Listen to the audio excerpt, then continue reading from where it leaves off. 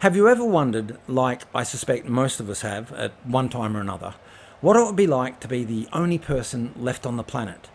Or what you would get up to if you could do pretty much anything you wanted without consequence? Well, that's exactly the situation in which Kiwi scientist Zac Hobson finds himself in Geoff Murphy's excellent post-apocalyptic 1985 classic, The Quiet Earth. Loosely based on the 1981 novel of the same name by Craig Harrison, this thought-provoking little sci-fi is a watermark in apocalyptic cinema and is as compelling and resonant today as it was when it released almost 40 years ago.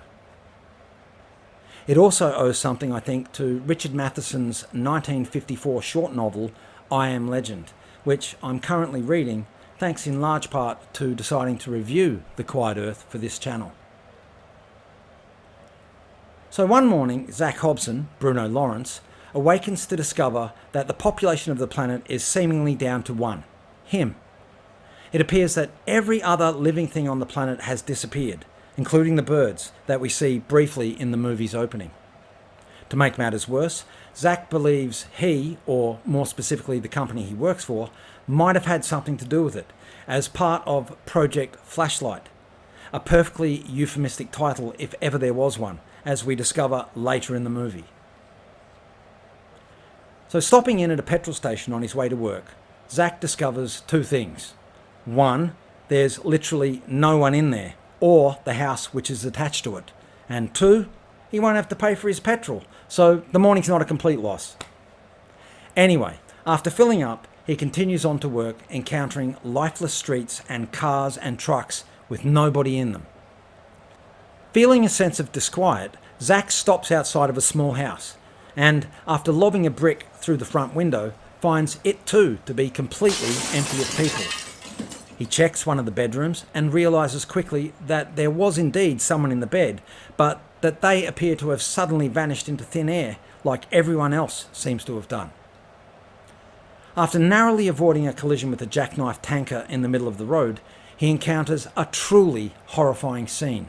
A crashed jetliner, the ruins of which are still smouldering, with blazing wreckage strewn everywhere.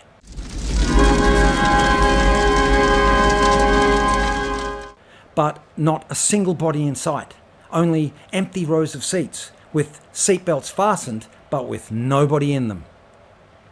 Whatever happened to the plane, just like all the other things, has happened very quickly.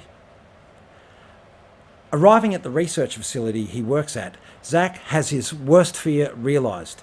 The destructive project he has been working on has been successfully carried out to conclusion, and in the process seems to have killed every living thing on the planet, besides himself, for some as yet unknown reason. He jury-rigs some acetylene and oxygen tanks, and after barricading himself in a small room, partially destroys the lab, as if in some symbolic way to pave over his complicity as a lead scientist on the project. It's made clear just before this, however, that Zac has had his reservations about the project, but had his concerns dismissed by his superiors. His next course of action is to head to a local radio station to pre-record a message and send it out over the airwaves, in the forlorn hope that there are any other survivors out there to hear it. After this, he paints a billboard with the same information and travels around the suburbs in a police cruiser, megaphoning his message in the vain hope that others may have survived the event. With that done, and after a few drinks, Zac decides to move up in the world by switching out his flea-bitten motel room for a plush mansion in one of Auckland's exclusive communities, which he decks out in the finest original art he's just swiped from the local galleries. Despondent and alone, Zac walks down a vacant city street during a rainstorm, blasting out some horribly off-key saxophone. But hey, there's no critics left, so what does it matter?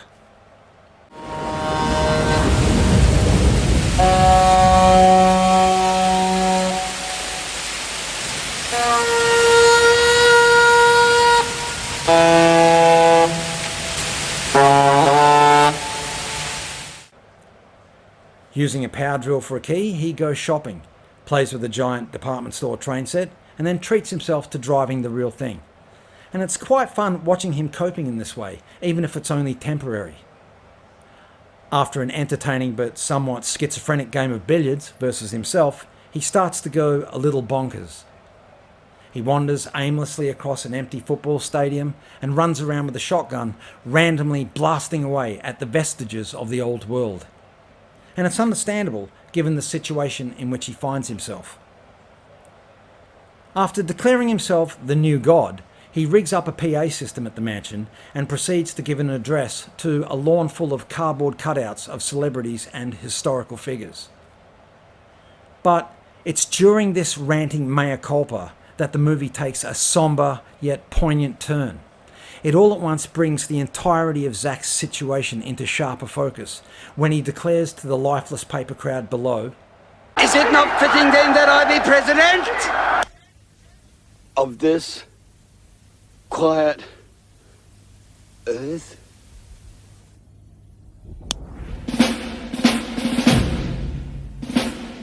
I've been condemned to live. It's the way he perfectly delivers that line that just stops you and illuminates precisely why, I think, Bruno Lawrence was born to play this role.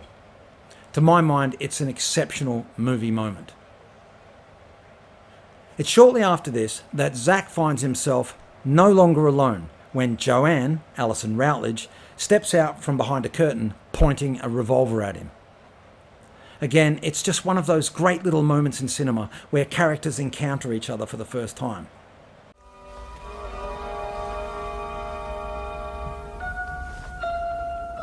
It's not real. It's at this time that we get to see another side of Zach as he experiences, you suspect, possibly for the first time in his life, something akin to fleeting domestic bliss.